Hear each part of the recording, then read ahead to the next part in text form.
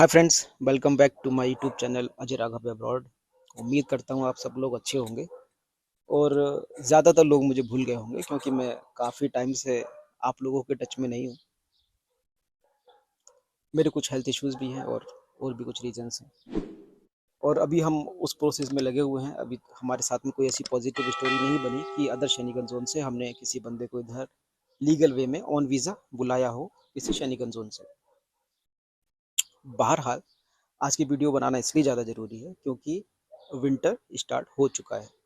मेरे कपड़ों से आपको नहीं लग रहा होगा कि विंटर स्टार्ट हो गया है, लेकिन ऑफ कोर्स इधर विंटर स्टार्ट हो गया है। नवंबर स्टार्ट हो गया और दिसंबर जनवरी में बर्फ़ पड़ना स्टार्ट हो जाती है।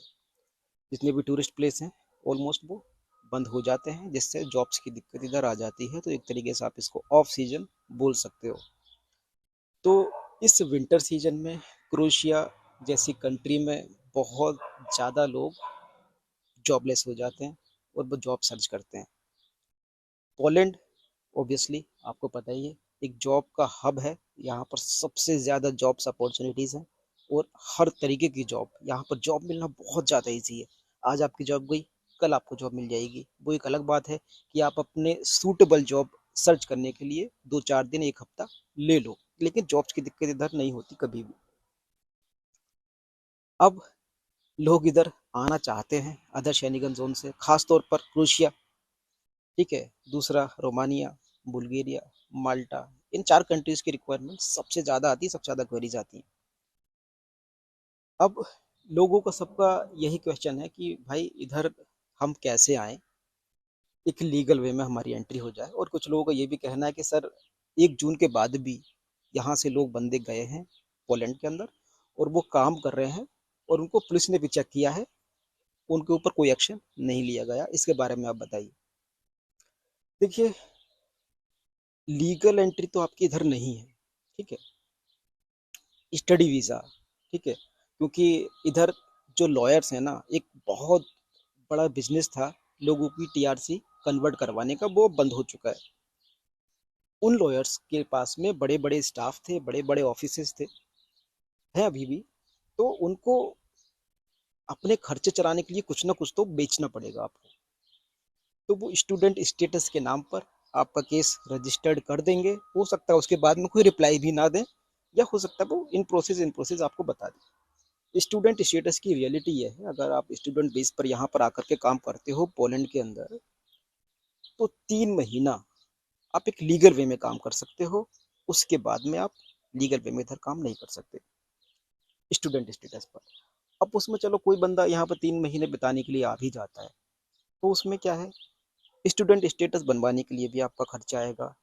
कोई लॉयर आपकी एप्लीकेशन रजिस्टर्ड करवाएगा टीआरसी अप्लाई करने के लिए। रिजेक्शन अप्रूवल वो एक अलग बात है, लेकिन रजिस्ट्रेशन करवाएगा वो भी अपने कुछ ना कुछ पैसे ले लेगा। तो ऑलमोस्ट आपको यहाँ पर एंट्री करने में और जॉब तक आने में ही अच्छा खासा खर्चा आ जाता है। और 3 महीने की जॉब है, उसमें फायरिंग का भी सिस्टम रहता है, कंपनी आपको निकाल भी सकती है। तो वो एक तरीके से इतना सूटेबल नहीं है, इतना ज़्यादा खर्चा उसमें ऑलमोस्ट आ जाता है कि आप कंफर्टेबल नहीं हो पाएंगे। तो पोलैंड के लिए तो फिलहाल कोई लीगल वे में कोई रास्ता ऐसा है नहीं। हम लगे हुए हैं, लेकिन अभी तक कोई पॉजिटिव स्टोरी नहीं बनी हमारे साथ में। देखिए, 100 लोगों की, 150 लोगों की फाइल लेने से बेहतर है कि हम 5 लोगों को, 10 लोगों पर ही ट्रायल कर लें, ठीक है, हमारा मार्केट कैप भी बच जाता है। तो जो लोग भी रोमानिया बुल्गारिया से आना चाहते हैं इधर, मेरी हम्बल रिक्वेस्ट है आपसे, फ्रॉड एजेंट से बचें।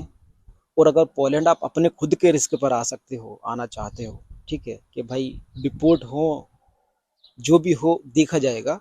अब हमारे पास में कोई ऑप्शन नहीं है। पोलैंड में हम, सॉरी, क्रोएशिया में हम हॉस्टल में रेंट देते देते थक गए हैं। वहाँ पर जाएंगे एटलीस्ट 2, 4, 6 महीना, जब भी काम करेंगे कुछ तो हाथ में आएगा। अगर ये मेंटेलिटी रख करके आप इधर आना चाहते हो तो आ सकते हो, कोई दिक्कत नहीं। लोग काम कर रहे हैं, लीगल वे में भी लोग काम करते हैं। वो कभी कभी तो ऐसा होता है कि उस केसेस में पुलिस आपको चेक करती है, वो देखती है कि उसको पता है कि इसकी लीगल एंट्री है, लेकिन वो पुलिस के नेचर के ऊपर भी डिपेंड कर जाता है।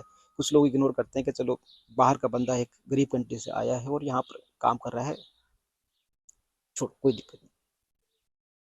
कभी कभी पुलिस सिर्फ वर्क परमिट पर भी डिपोर्ट कर देती है यहाँ पर। मैंने मोस्टली बहुत सारे केसेस ऐसे देखे हैं जिसके पास में पोलैंड की टीआरसी भी है और विदाउट वर्क परमिट वो काम कर रहा है, तो पुलिस ने उसको भी डिपोर्ट कर दिया है। बहरहाल, डिपोर्ट होने के बाद भी आपके अंदर, आपके पास में 1 वीक होता है, आप उसको चैलेंज कर सकते हो कि डिपोर्ट का जो रीज़न है वो इनफ नहीं है जो हमें डिपोर्ट किया गया है। तो आपका केस चलता है।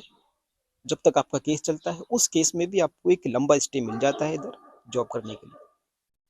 तो बहरहाल पोलैंड की तो यही कहानी है। हाँ, इस बीच में गुड न्यूज़ ये है, पोलैंड के लिए गुड न्यूज़ ये है, जो लोग भी गल्फ से आना चाहते हैं पोलैंड के लिए, या इंडिया, एशियन जिस कंट्री से भी पोलैंड के लिए अप्लाई करना चाहते हैं, किसी भी कंट्री से शेंगन के अलावा, उनको पोलैंड की अपॉइंटमेंट की अपॉर्चुनिटीज़ बढ़ गई हैं। अब पहले के मुकाबले अपॉइंटमेंट्स ज़्यादा मिल रही हैं लोगों को।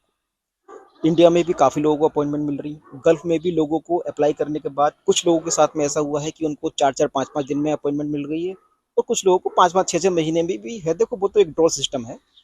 सारे केसेस एक जैसे नहीं होंगे कि 100 केसेस हैं तो 100 में से 90 लोगों को 2 दिन में अपॉइंटमेंट मिल जाए। क्योंकि जब मैं ये बात बोलूँगा तो कुछ लोगों का मैसेज आएगा मेरे पास में, कमेंट आएगा कि सर हमें 1 साल हो गया, या हमें 2 साल हो गए, या हमें 5 महीना हो गया।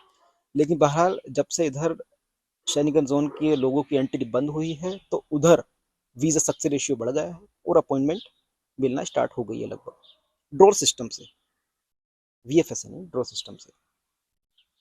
बहरहाल, अगर कोई बंदा गल्फ से पोलैंड के लिए अप्लाई करना चाहता है तो वो मुझसे संपर्क कर सकता है।